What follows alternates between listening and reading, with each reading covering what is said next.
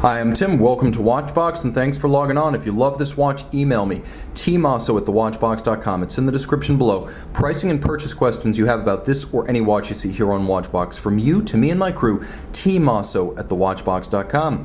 And today we are discussing the Rolex Oyster Perpetual Datejust. This is the reference 16233, yellow gold and stainless steel. The timepiece measures 36 millimeters in diameter. A timepiece that is from 1997, U serial number.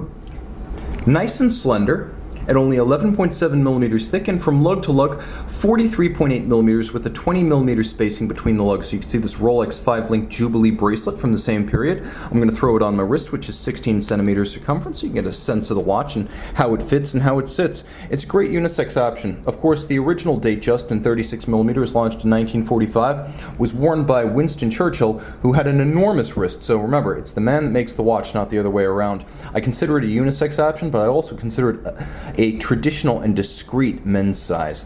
On my 16 centimeter wrist, no problems right here. Easily fitting underneath the cuff. This is a great option for anyone who wants a classical 1990s two-tone Rolex. Now the timepiece features that 5-link Jubilee bracelet. You can see there's a little bit of contrast here.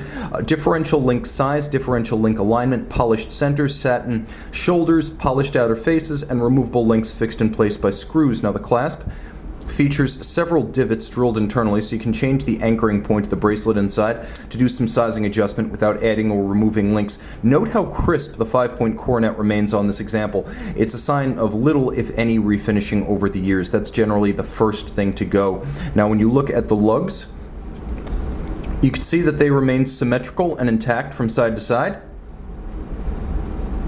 And the case band is as graceful as it was back in '97. Polished lug hoods, polished flanks, and as you can see, a twin lock crown in yellow gold. It has that little slash underneath, 100 meters water resistant and screw down. You have the sharply faceted bezel in yellow gold, and again, when these have been minimally, if ever, refinished, they have the twinkle of cut gems, and that's exactly what I'm getting from this bezel. You can see there is a box section sapphire over a lush lacquer dial. The dial is lacquer. Make no mistake, everything that looks like yellow gold is yellow gold and applique, but it is a white lacquer base that looks bottomless, glossy, and gleamy, almost like fresh milk. It also blends nicely with the white date disc, which means the Cyclops eye and the date are less obtrusive on this particular dial treatment.